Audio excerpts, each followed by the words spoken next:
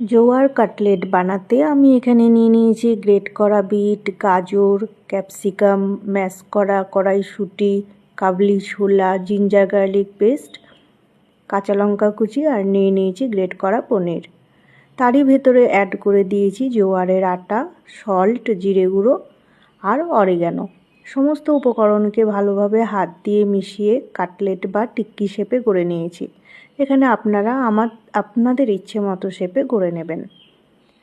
ওদিকে বসিয়ে দিয়েছিলাম তাওয়া গরম হতে। তাওয়া গরম হয়ে গেলে তাতে আমি ব্রাশ করে দিয়েছি organic cold pressed sunflower oil.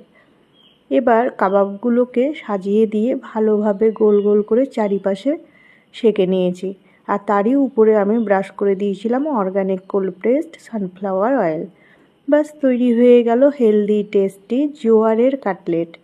এইভাবে আপনারাও ঘরে তৈরি করে নেবেন আর এনজয় করবেন আপনার ফ্যামিলির সাথে। এই কাটলেট আমি এনজয় করেছি আমার ফ্যামিলির সাথে। আর সাথে আমি সার্ভ করে দিয়েছিলাম গ্রিন চাটনি অর্থাৎ ধনেপাতার চাটনি আর কিছু স্যালাড।